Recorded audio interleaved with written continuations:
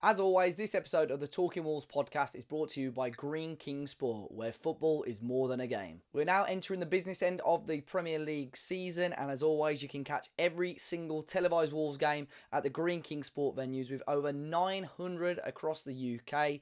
You do not need to miss a single minute of the action. Don't forget to download the Green King Sport app for exclusive competitions and discounts whenever there is a game on. So drop a text in your group chat, get your mates down to a Green King Sport venue, and enjoy all of the football before the end of the season.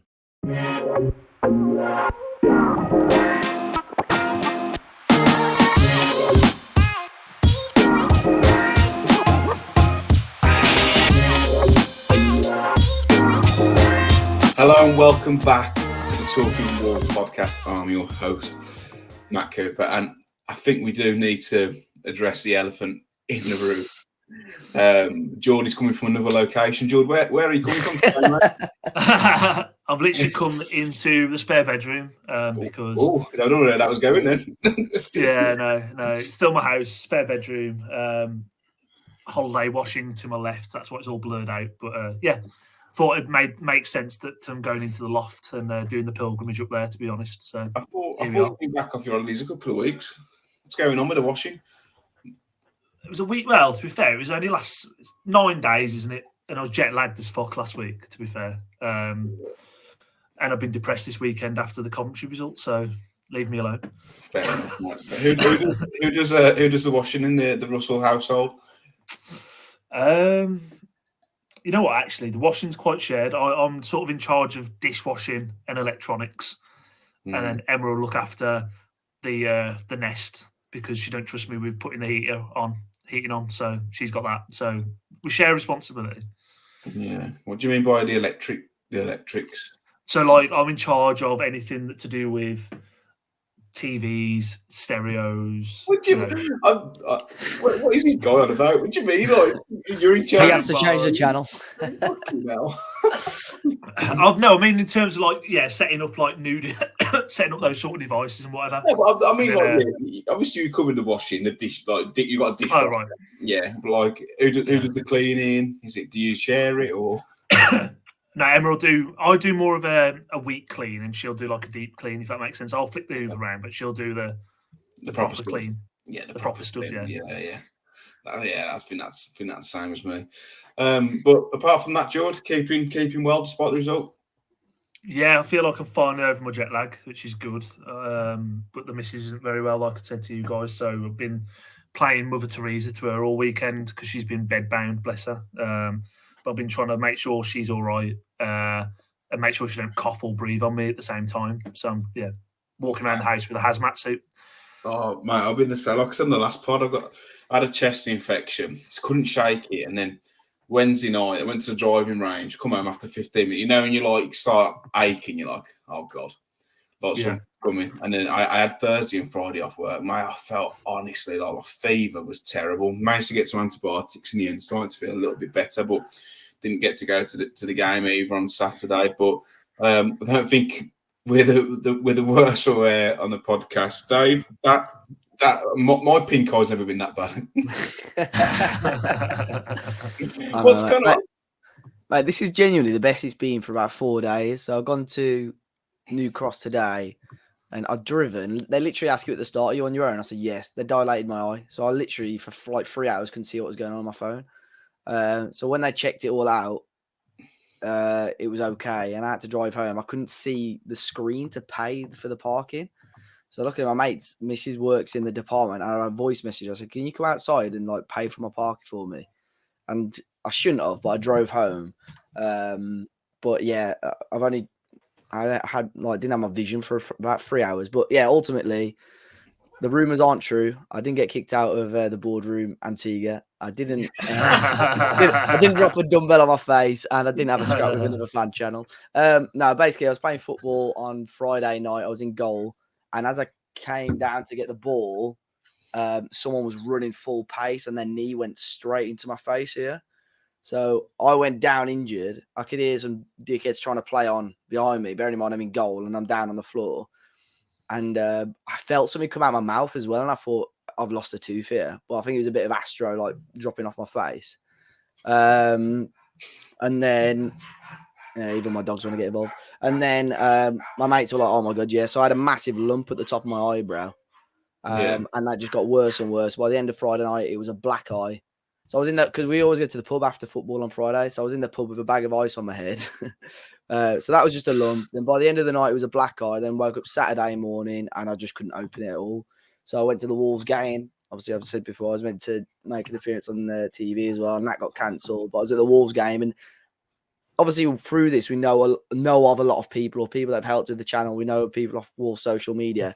Tell me why on Saturday I saw absolutely every person that you can imagine seeing that I never, ever, ever normally see on a match day. I saw them on Saturday. So, yeah, and yesterday it opened up a bit, and today it's much better, but yeah, it still doesn't look great, does it? When you sent me the picture of the lump, I thought you finally found a pair of bollocks. To be honest, it was quite sizable. But have you? I mean, were you concussed or? It's an absolute shiner. I'm surprised you've not like broken anything. No, I was worried that I think there was a bit of I haven't really had any headaches. I said to you like yesterday I had a little bit of pain, but like it's really sore here. There's a little bit of a lump there still, but it's just really sore there. And like if I touch the eyebrow, it is sore. But as far as I'm aware, like as my siblings are really pushing me to go to the hospital on Saturday. I said, "No, I'm busy. I've got things on. We've got to watch Wolves get to the semi-final, or so I thought." And obviously, yeah, I didn't go. But then yesterday, when I saw a bit of blood in the corner of my eye, I thought I better get it checked out. But yeah, the doctor said it was absolutely fine. So, well, speedy recovery, mate. It looks a sore one. Hopefully, get some ice on it. Yeah, it was a lot. To be fair, it was typical as well. The match review, probably our most watched match review of the season, and I don't know if it's because of my eye or just a lot of fans watching it. So yeah, I didn't even do a custom thumbnail. I thought, yeah, fuck it, go on, get a bit of clickbait in there. Next time we should put the thumbnail as like a quite attractive woman and see what A/B test it. I want a Billy Fairs that someone's photoshopped a Wolves top on her. You remember years ago? You know Billy Fairs off Towie? Yeah.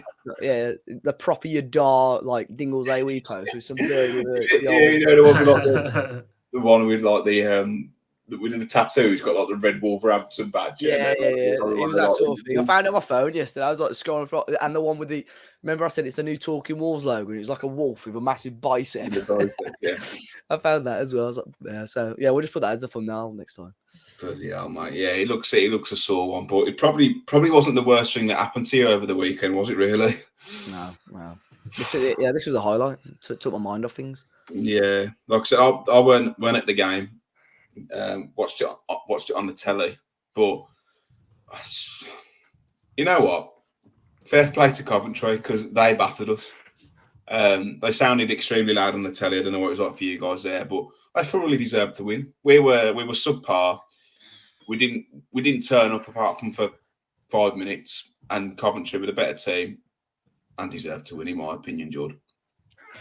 Yeah, they were by far. I mean, people have been asking, are you annoyed? Are you pissed off? Are you whatever? Or how quickly did you get over the result? But honestly, it didn't affect me for that long afterwards because we didn't deserve anything from that game, really. We were really poor. Couldn't believe our luck that we went 2-1 up somehow through that game. And, you know, I think there's questions to be asked, really.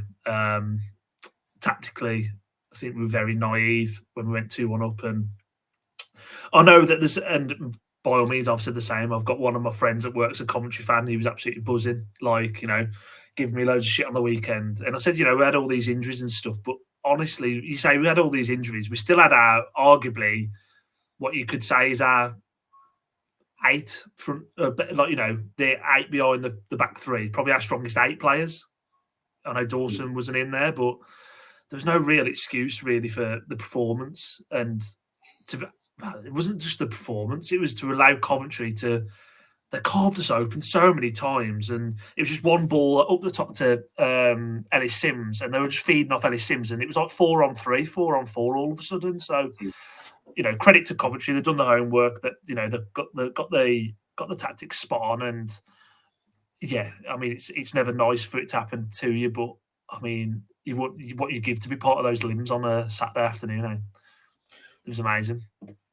Yeah, I mean, one thing I kind of accept Davies that Coventry were the better team. Although, like it pains me to say it because even with the team we put out, we should beat them based on where we're both at. And I think even Coventry fans would perhaps admit that. But to be 2-1 up in the 96th minute to then people say they're not bottled it. They've just completely spewed it. How can you not say they've bottled it? You're going to lose the game there.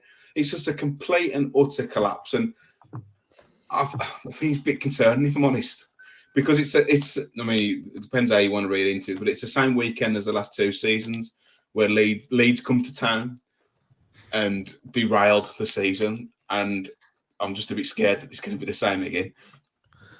Yeah, I mean, I have seen people say that's pretty much the season over. You know, we still have got European football left to fight for.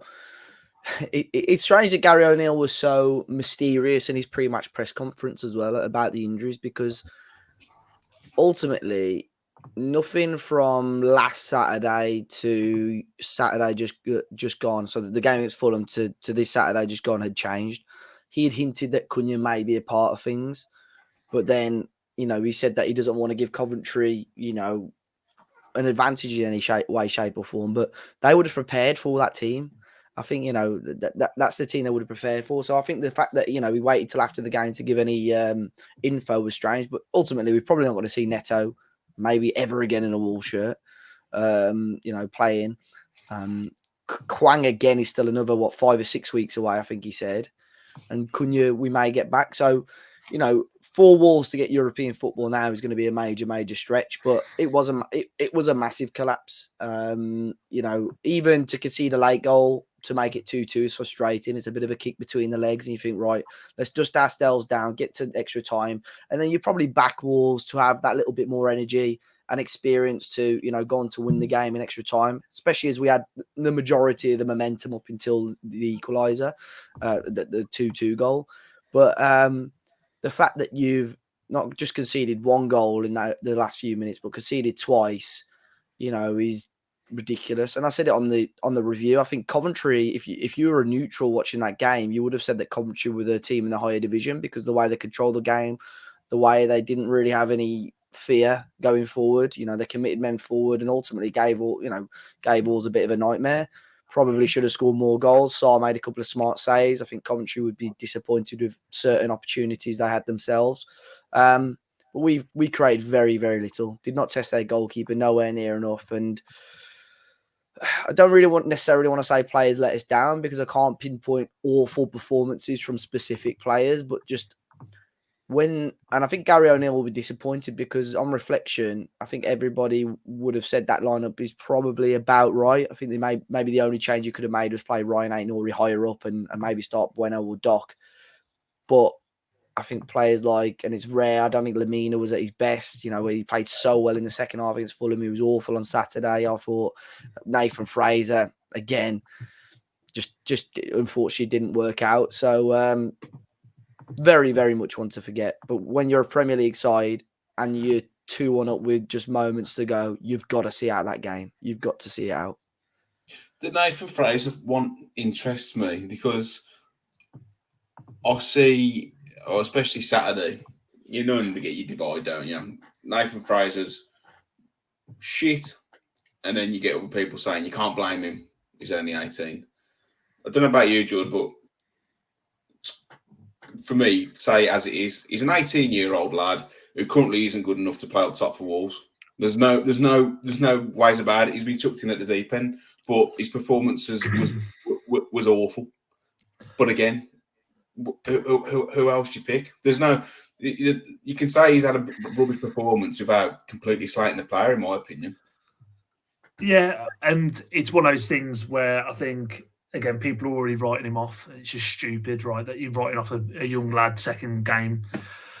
Well, second start, should I say. And he was up against it, right? I think the Coventry centre halves were big, physical, imposing players, and physically he wasn't up to it. And I just, I think he had a poor performance. Like, there's a lot of what I saw. There's endeavour. He's trying. Like, you can't knock that. No. but there's people are already trying to write him off, like people are trying to write off Fabio Silva at the point when he first got chucked in. It's not his fault. And a big reason why we're not in a semi-final at Wembley this weekend is Fosun. Let's not make any bones about it. The squad depth isn't where it needs to be. There's questions to be asked around whether you think Sasa or Fabio are good enough for Wolves. Why the hell would you let both of them go out of the club and not have any replacements? It's left us completely threadbare at top. And I think if we had Fabio or Sasa starting on the weekend, we'd have won that game. Personally, I think hindsight's a wonderful thing, especially with that, because if we don't have the injuries, we don't even mention it, do we? But no, of course not. No, but then Gary O'Neill had said that both of them wouldn't play, which for me is a wrong way of going about it, because you don't know what the future holds for both of them. You might have to welcome them back into your squad. It feels like the bridges are burnt a little bit. But then from a Fosun point of view, you've got Hwang, who is injured for 25% of the season mostly. Every season we've had him, he's carried a knock. Neto, exactly the same. So, there's going to be a risk that they could get injured again. Dave, do you think it's short-sighted? If there is a blame, people say, well, Matt Hobbs is in charge. But if Matt Hobbs is told there's no money to be spent, what does he do? Because I'm sure if there was money there to be spent, Matt Hobbs would be saying, I don't know, actually. Well, if you can wait till the summer, he won't be. He'll want to give Gary O'Neill the tools. He was desperate to get someone in. Ultimately, I don't know whose decision it was to let those two players go. It's a difficult decision. I think everybody knows we should have got another forward in, regardless of what happens. I think in terms of you've got to try and find a balance of keeping your squad harmony happy, but then also keeping a level of squad depth as well. And ultimately, both Sasha and Fabio wanted to play football. Fabio, I don't know how true this is, but sounds like he can be a bit of a nuisance in regards to game time and stuff. And Sasha ultimately wanted to be in the Euro squad. And, both of them had to go out on loan, which is fair enough. But really, I think we all know that Wolves probably shouldn't have sanctioned both deals until they had a striker lined up. And that's just pretty much common knowledge. I think I said the exact same thing last week about Nathan Fraser. Technically, physically and mentally, he's obviously not ready yet. But if he can give 110%, then, that's as best as he can do. And unfortunately, I don't think he did that on Saturday. And not necessarily just that. I don't think the squad trust him.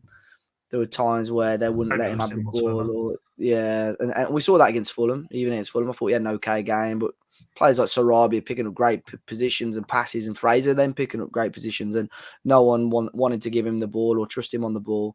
So that's an issue in itself, really. But when I was driving home, I thought, who gets the blame for this? Because when you go on social media, someone's got to get the blame. I don't think it'll be O'Neill. I don't think it'll be the squad. It's obviously going to be. It will be to an element Fosun because of this, but I don't know. It's very very hard to find that balance of getting a happy squad and squad depth. Even just now, I listened to I know it's completely off topic. Listen to the Ole Gunnar Solskjaer podcast on the Overlap, and he said, like, as a perfect squad, you want close to about 18 very good first team footballers that can push for starting places. And outside of that, a couple of top young players that can fill in on the bench every now and then. Wolves, on paper, do have about 18 very good first team footballers. But unfortunately, for one reason or another, injuries have got the better of us. But like you just said, Matt, it's pretty much common knowledge that Sasha is, always injured. Hwang's always injured. Neto's always injured. So, you're always going to lose that level of availability. I think also, sorry, Jord, none of us have got any sports science qualifications, but from watching football, and especially the last couple of years where there's more games, the games are longer, that when you're playing towards the last third of the season, that you're going to have injuries. Every single club is the same.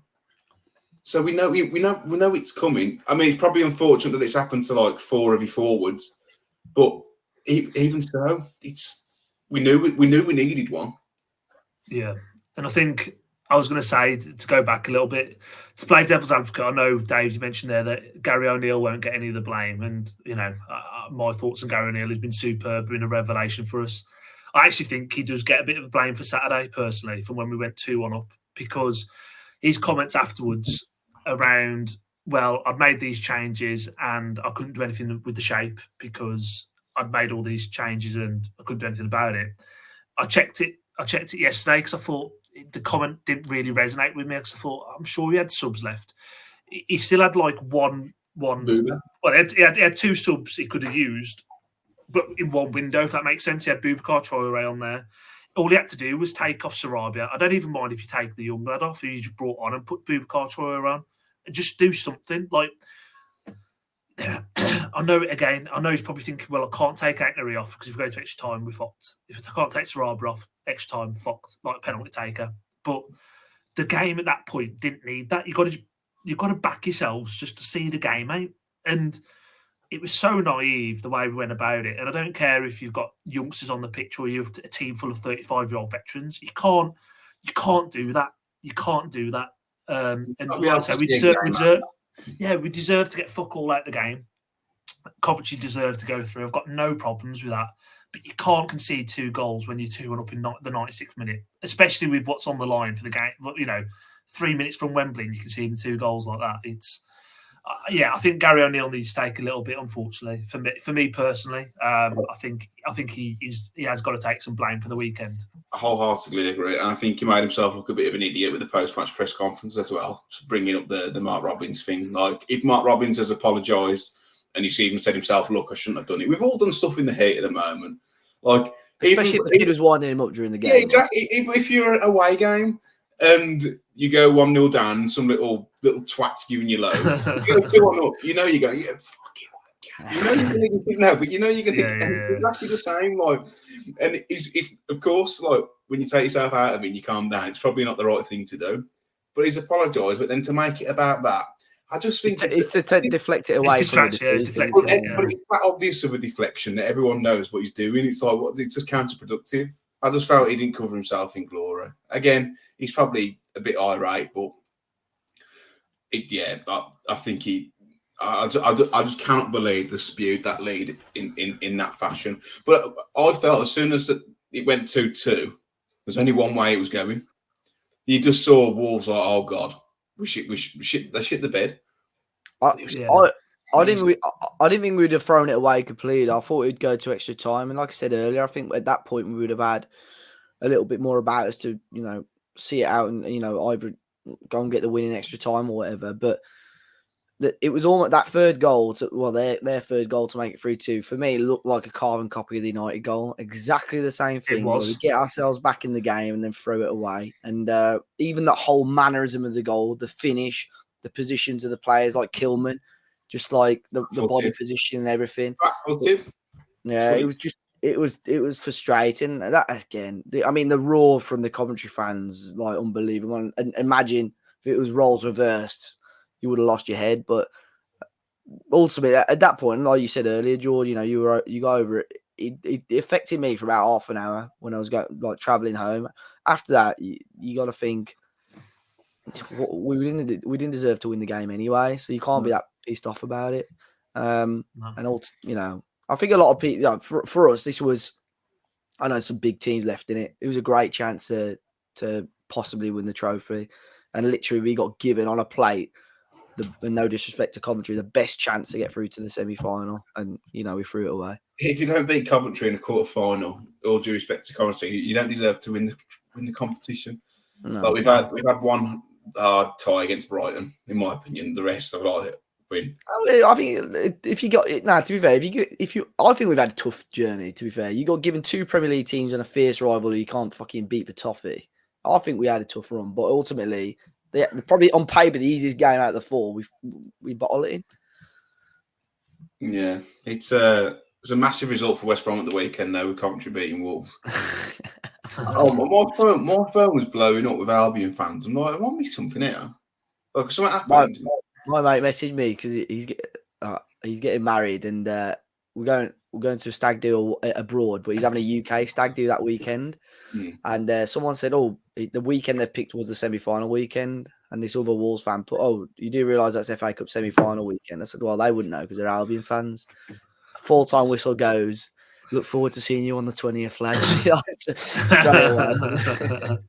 I'd say fucking shove up your ass. Yeah. Take some other mate. Some of the videos though doing the rounds are just embarrassing, though. But oh yeah, embarrassing, mate. So that's them summed up there, when it. But I was still like in shock at the way that we performed and chucked it away. Does it? We'll talk about the handball goal in a bit, the dubious first goal. But Dave, does it concern you a little bit in the manner how flat it is that it is season over? Like I said, it was the Leeds game, the last 2 seasons, that weekend where everything fell apart. Yeah, I think we're not going to know, and I don't know if it's a good thing or bad thing that we've got Villa as our next game. I don't think we're going to know until a week on Saturday, really, because is it a good thing or a bad thing that this defeat has come at this time and you're going straight into an international break? Obviously, it's going to give Gary O'Neill time to reflect on it and work on it, but ultimately it's going to sit on the players' minds for a long, long time. It looked like some of them were really upset at the final whistle as well. So it's going to take a monumental effort for us to qualify for Europe with the injuries that we've got going on at the moment. So I don't know. Villa's an interesting one. I think if you can go to Villa and beat them, all of a sudden, I think momentum's high again. Everyone's up for it again. I'm thinking, come on, then let's give this a go. But if you go there and it's a ball draw or you end up losing that game, I think there'll be a lot of concern again. But yeah, I think it's similar to what you said. Was it Leeds under Lopetegui, Leeds under Bruno Lage as well? Lage. Yeah, it's unfortunately it does stink of that a little bit. I remember Tim Spears talking on the podcast probably about a couple of months ago now, and he said he still feels that Gary O'Neill is like still only like 4 defeats away from fans like turning on him. Do you think that could, like, say we have a run like that next? Do you think that could be the case? Do you think it could be a case of Gary O'Neill just being another Wolves manager, or do you think he's still got like the credit in the back? This is hypothetical, by the way. And it's not me saying I'm calling for. No, I think situation dictates that, and the situation and the hand he got dealt at the start of the season was obviously a bad one. He obviously took the job on that basis. He could lose every game for me until the end of the season, and I still think he's performed above his level, above what we expected for the season by keeping us in the Premier League.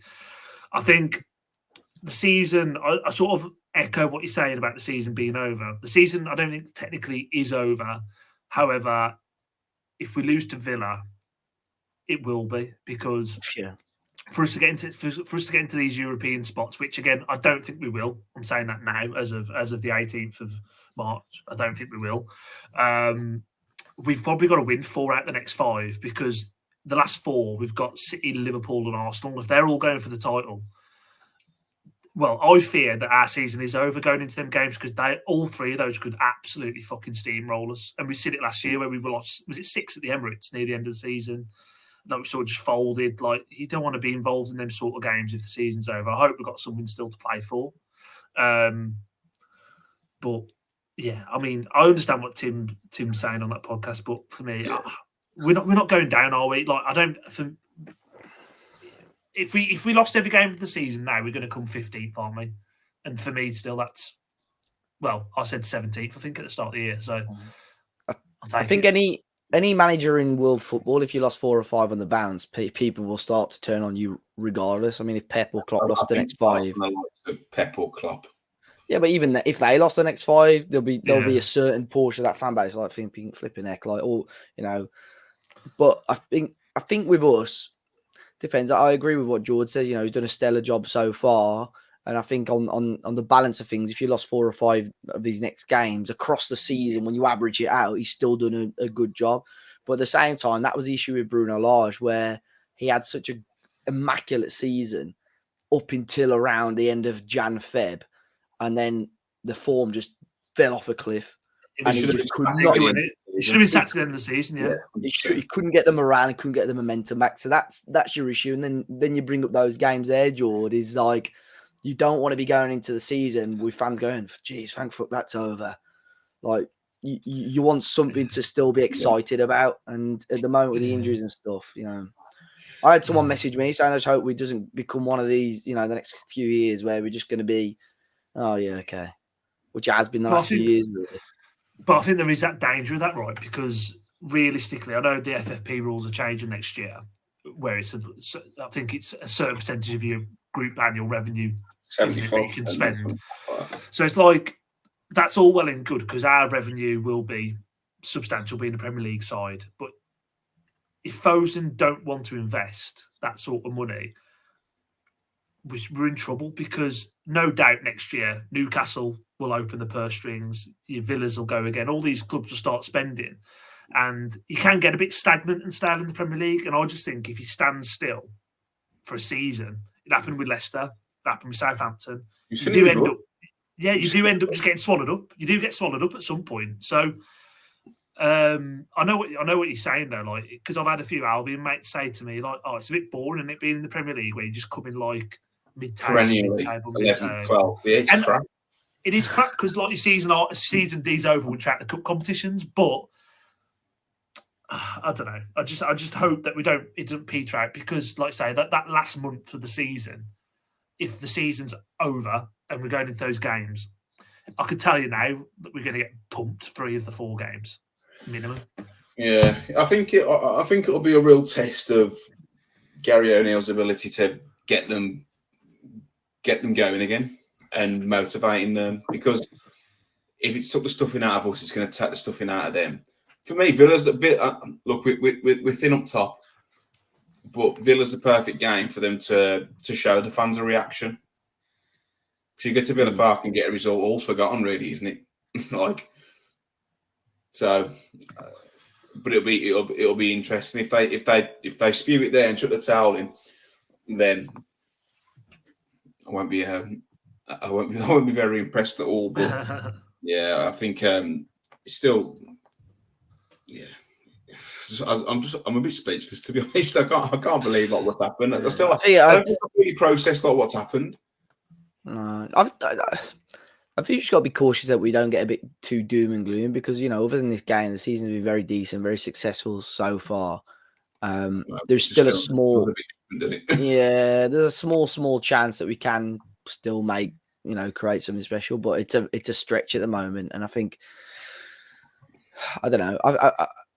That Villa game is big now. That is, I don't know. It's the next game, so Gary O'Neill will be happy with that because that's all he talks about. We're only focused on the next game, and that's what we've got as fans. That's all we can do as well, really. But I don't go into that game with much faith, because on paper, other than maybe Cunha being ready, that's the lineup that we just saw is going to be the same lineup again next weekend. That's what I mean. Like you say, it's not too doom and gloom, but after that result, and knowing that it is probably only going to be Cunha back, it's hard to feel like positive about it, isn't it? And I know people will come in the comments who are probably of an older generation and say, be careful what you wish for.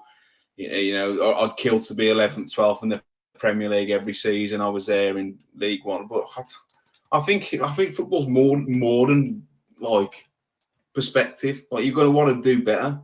You've got to want to win things.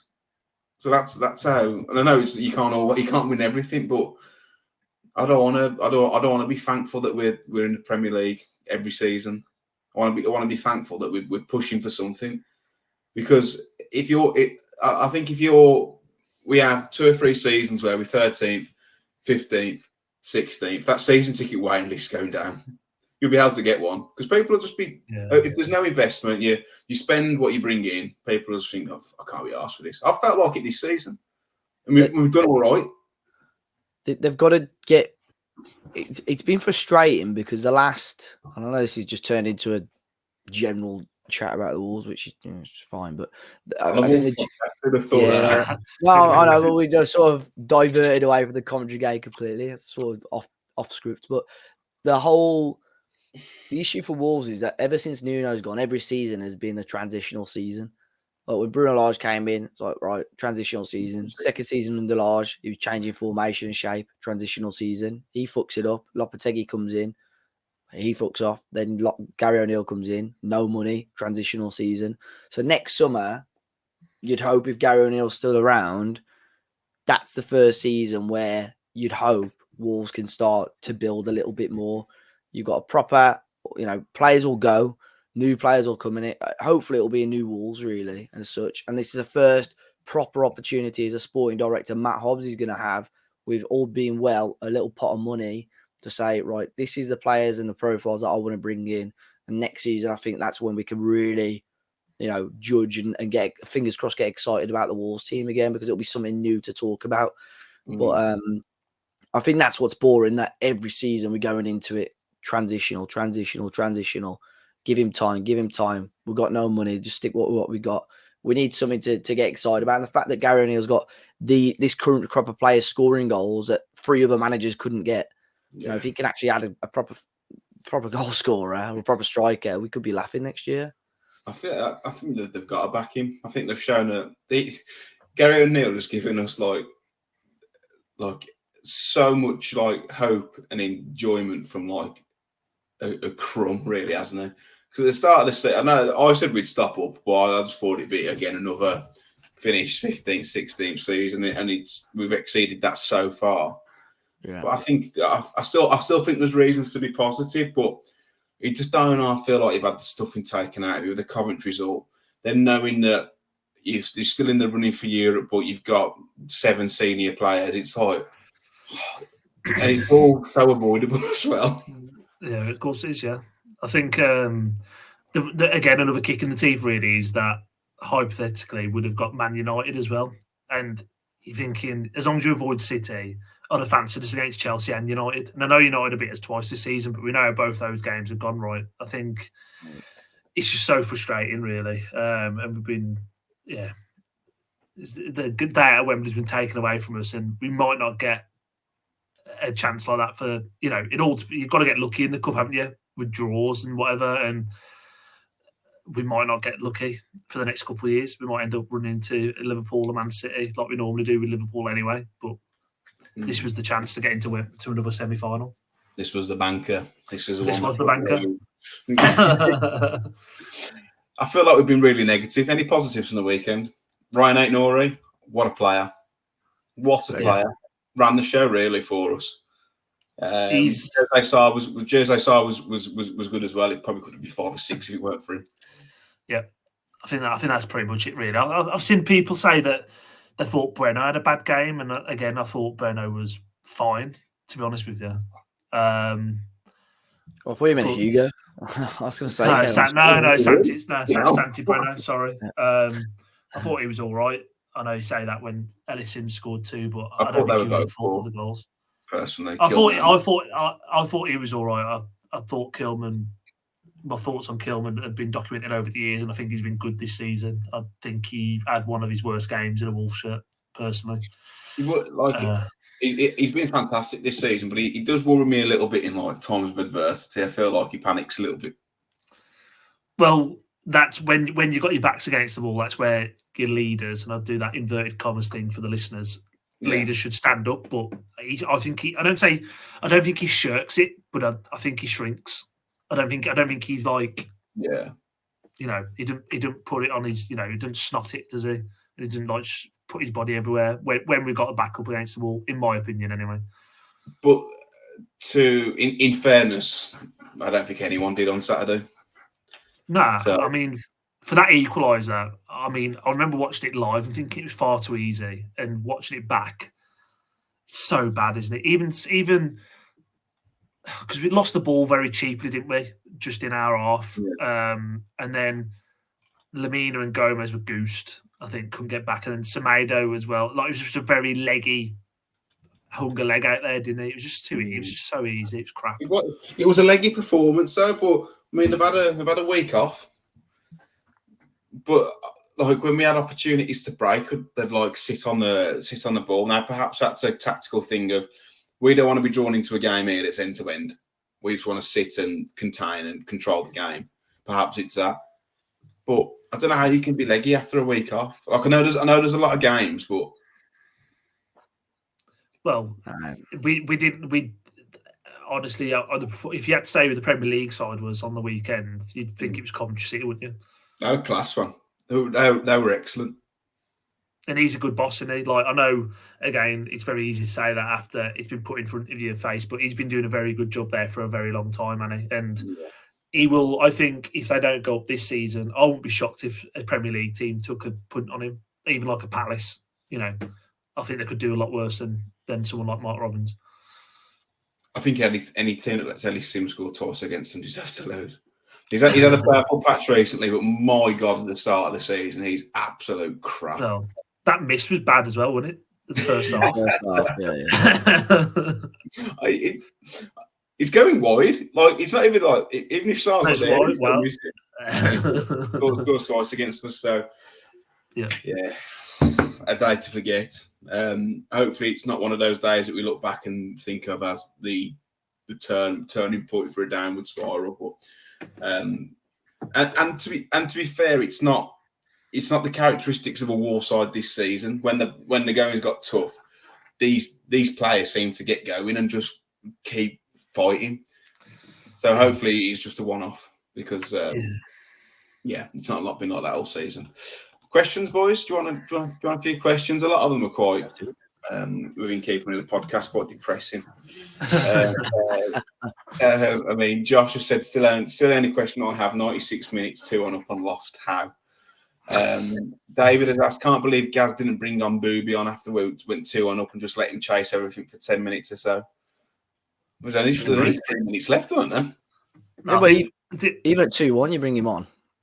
You get it. I'd see out the game. I think. Yeah, he's not featured a lot, has he? Really? I know he come back from an injury, but he's not featured an awful lot. Well, I said last summer I wouldn't be surprised if he got sold, and people are like, "What you want about?" And I just had a feeling that because even Lopetegui wasn't a huge fan of him. So I don't know. From the limited time we've seen him, he's always been okay, but mate. Barely had a kick, has he, this year? I can't remember the last time I seen him on the pitch. I remember him coming on against Man City and being good for about 15 minutes at the end. I thought he played really well then. But again, I can't tell you. Yeah. Thing is, though, again, like where we're in the position we're at, where he doesn't improve. He's not an improvement on Gomez or Lamina, is he? So he's from how they played Saturday for sure. I think we both. Oh yeah, of course. Yeah, no, I don't disagree with that. But I mean, they obviously don't fancy him, do they? So we might as well sell him and bring in the profile of player that O'Neill does want. Yeah, the Lamina left wing thing. I was so shocked it lasted as long as it did. I don't understand why you didn't even like drop him more central and allow Tommy Doyle or whoever or even stay central, get a bit higher up the pitch. He just isolated on the left wing, offered absolutely nothing. Would have been better off just playing Hugo Bueno or Doherty. Left wing back and But what I didn't get as well, I know again it's turned into depression. Like when they brought Doherty on, they played him higher up than Ryan Aït-Nouri. Yeah, why did they push Aït-Nouri back? Probably for an outlet, I'd imagine. But Aït-Nouri was the only outlet, though, wasn't he? No, I mean it's like I know what you're saying, like try and win flip, but. You know, Doherty would have been a better centre forward than Fraser on the weekend. I know we've talked about it, but I feel like. What did you think of Chiromi when he came on? I mean, again, I've seen like a lot of people saying he looked great. For me, he looked bright. He could get around the pitch a bit better than Fraser, but he gave the ball away for the second goal. He won a 50-50 in the middle of the pitch, which everyone. He won the ball or he started the move for the first goal, I think. Yeah, one of the two. He played a really nice pass out wide. Look, I think he was okay, but again, like I think he can. When it's comparing who do you want to start, I'd rather none of them started. I'd rather we played someone who's ready right now. If I'm honest. Michael Di Bernardo has asked: is European football at the moment? A good idea considering the size of the squad. That is a good point. No, like with the size of the squad we've got now, can you go Thursday, Sunday, Sunday? We can't do Sunday at the minute. We had this discussion a couple of weeks ago, though, didn't we? I'm sure. You have to invest if you go into Europe, don't you? Yeah, but at the same time, that's like getting into the playoffs to say, "No, we ain't ready for the Prem. We don't want to win it." Mate, if you qualify for Europe, you're good enough to, Yeah, you've done it for a reason. And I think we said they're going to invest regardless. You got to be fairly confident they would invest. You got some half decent players that would come back off loan spells, i.e., Mosquera, Chiquinho, who would be good squad options, who would all be welcome now at the moment, to be honest, especially someone like Chiquinho. So I don't think it'd be the worst idea. I think it's coming. Michael's probably coming more from the viewpoint of: do you think the club are ready to invest if we do get into Europe? Because we will have to. Well, the thing is, though, now Fosun's rhetoric of FFP being the problem is removed from next year, right? It's 75% of the revenue. So, in theory, again, I'm not quite sure on Wolves' revenue numbers, but let's just say it's 300 million quid. I don't know. I should have looked before. They can then spend, about 225, 230 million pound. Yeah, but it's got to come from somewhere, hasn't it? And it's that's what I'm saying. Fosun as a business on paper are very, very rich, but are they cash rich? They're very asset rich, yeah. But have they got liquidity to put into a football club? Probably not. And it's also easy telling people how to spend, spending other people's money as well.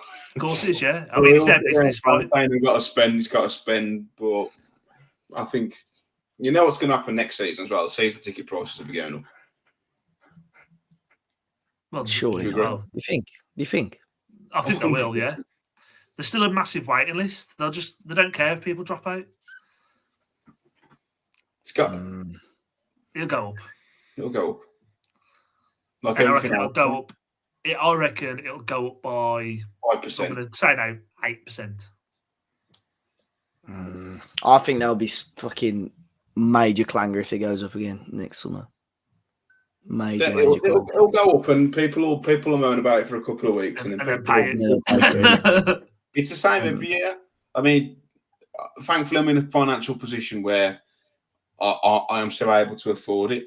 But I mean, how much is a season ticket now? 600 and something. Depends where you're sitting, doesn't it? It's about 670, was it? 650, 670, wasn't it? I think in the South Bank. Go up to about 70 quid. If it starts creeping over like 800, 900, I think I would consider do I really want to do this when I can watch it on the box for free? I genuinely would, because it's not worth it. But I don't think, especially like the Steve Bull upper, when you're in a stand that's falling down. If you start seeing some investment on the pitch, then yeah, why not? You increase it to whatever you want, but. We said that last summer. I was like, yeah, well, pay the money. It's all right. They'll pay. They'll back it this summer, and they never did. But it'll be interesting because it'll be the first season for a while without Vinnie Clark as well, and he was very, I'm for the fans, and a lot of things got fucking shot up in price under him. So, but isn't he still associated with the club? Yeah, he's not it's like a third party that's still. Yeah, but he's not directly included in Wolves. What's saying that? Would he? Yeah, he would. He's not a Wolves employee now, is he? No, he just works for. They're still part of the group somehow. It depends. Well, he's gone to Levy, hasn't he? But it depends on what he's looking after there, and what. I know the catering's Levy at Wolves. I don't know if any of the merchandising is. I know we're probably going to be coming away from Castor, so perhaps. So you don't know, do you? No. Again, interesting that he's gone. They cut off the store straight away. I don't know if it's a coincidence or that was his baby. I don't know. Yeah. You'd be pleased to know a Mars Music Show has asked a question. He said, if no substantial bid comes in for Neto this summer due to injury, who from our squad is most likely to be sold to generate funds? I'd much rather sell Neto than the likes of Aït-Nouri and Gomez. I think if you'd have asked me 3 or 4 weeks ago about Neto, I'd be like, no, I'd love to keep him. But I don't know, he's missed, as you said on the last podcast, Dave, he's missed, how much was it, like a year and a half out of the 4 or 5 years he's been here through injury? Something mad, yeah. Something mad like that. So, I mean, I won't be adverse to getting rid of him for the right fee. I think it'd be Aït-Nouri personally. Or I think he'd Kilman. have the most. Yeah, maybe Kilman. I think Aït-Nouri would have the most suitors. Kilman always will have that bit of value because he's got experience and English. Cunha will probably be adored by a lot of clubs around Europe, but the fact that we paid £45 million for him means that Wolves would want at least Yes. 55, 60 million, and that would be again. I could see him. You know, he could play for like a City or Liverpool or something, and then may well pay that money. But is it worth like your 5 or 10 million profit or whatever? to then go and find I think he's quite unique in terms of attributes he has. Yeah, I wouldn't sell Cunha at all. I just think we've got to get rid of Neto.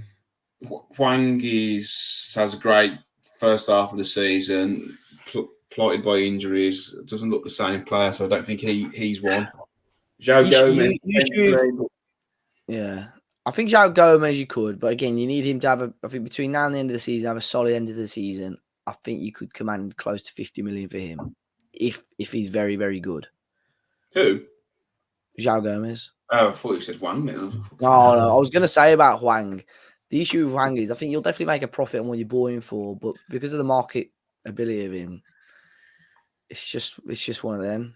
I know that shouldn't be whether you keep or sell a player, but again, I would, as good as Hwang and as good as Neto have been this season, I'd rather get someone that's close to their quality but available for every game of the season. Yeah. Because regardless, on Saturday, if you had a player that was a good Premier League winger, well, you would have won that game. Even we only needed one of them. Even like a Bellegarde for me makes a difference.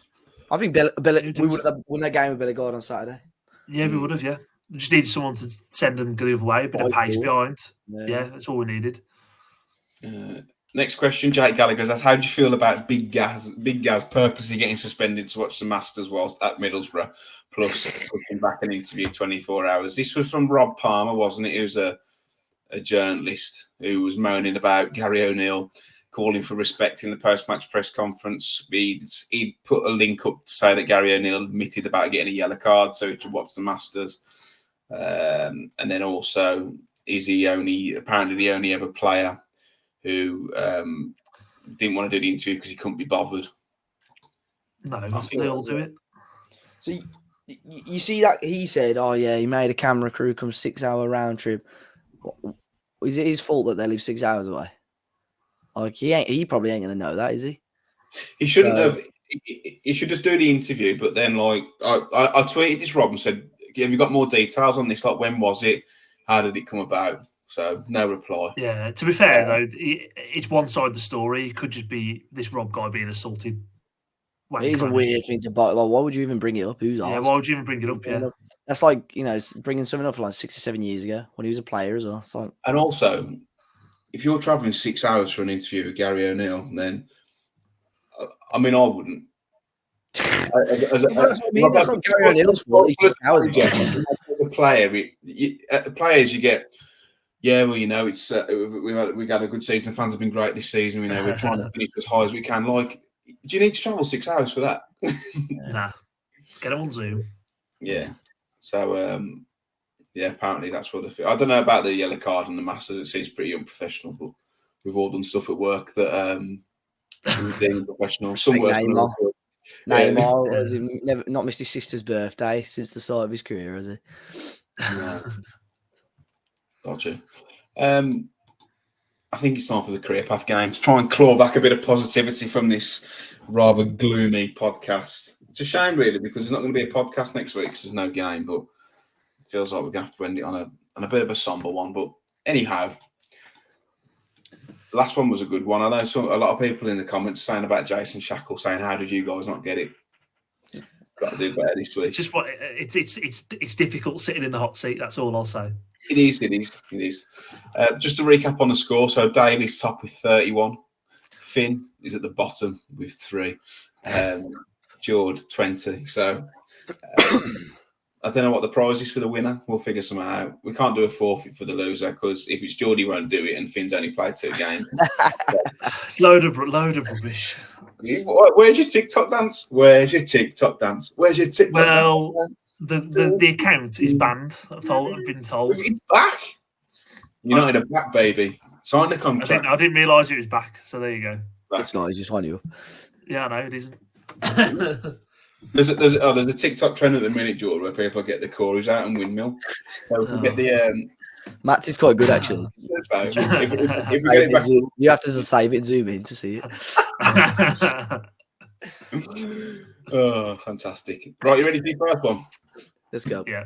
Your first player started his career at Hertha at BSC in 2000, scoring 0 goals in 87, before moving to West Bromwich Albion in 2004, scoring 0 in 31. During his time at West Brom, he moved on loan to Manchester United. Thomas Kuszczak. Thomas Kuszczak, goal in our goal. Shout. 1-0.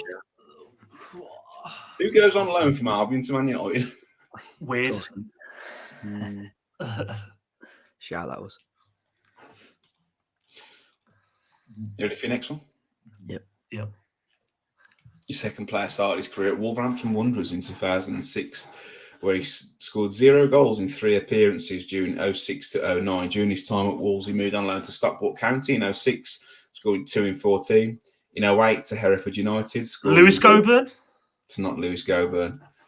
0 in 4. 2008, loan to Stockport County, 0 in 6.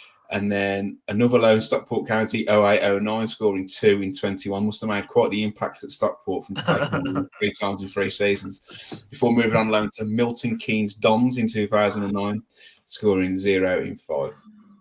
He then moved to MK Dons on a permanent basis in 2009, scoring 16 in 169 before moving to Birmingham City in 2014, scoring 6 in 117.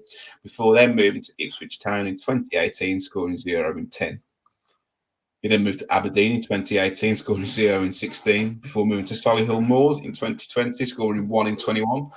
And in 2021, moved to Hemel Hempstead Town, scoring 0 in 5. And he's now at Hitchin Town, where he moved in 2021, scoring 0 in 53. Blues. Team switch. Oh, man. Dave, I'm going to give you 30 seconds for you to give me an answer. I think that's fair enough. Again, I think there's going to be people screaming. Do you know who Jord? Don't think I might need to. When you said I know it, I just switched off a little bit. So then I probably need to. Can you go for the clubs getting out the appearances, Matt? And then once this is. I think Your time's up. Keith Andrews. It's not him. It's not Keith Andrews. It's not. Would you rather me go through the career again, or would you rather me tell you his nationality? I mean, I could do the career again because I did switch off when Dave said I've got it. To be honest, but I remember Wolves, Stockport. Was it Stockport? Wolves, Stockport, Hereford, Stockport, MK Dons, Birmingham City, Ipswich Town, Aberdeen, Solihull, Hemel Hempstead, Hitchin Town. And he made his most appearances for Birmingham City, was it, as well? MK Dons. 169. I'm going to keep myself. I've got a feeling I know who it is. I'm going to move on to the international career. So between 07 and 2017, he scored 1 goal in 4 appearances for the Republic of Ireland.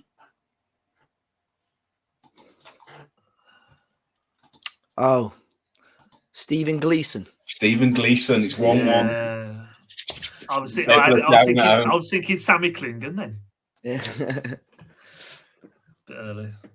This one's going to be a tough one, but I think Dave might get it. I think he might get it.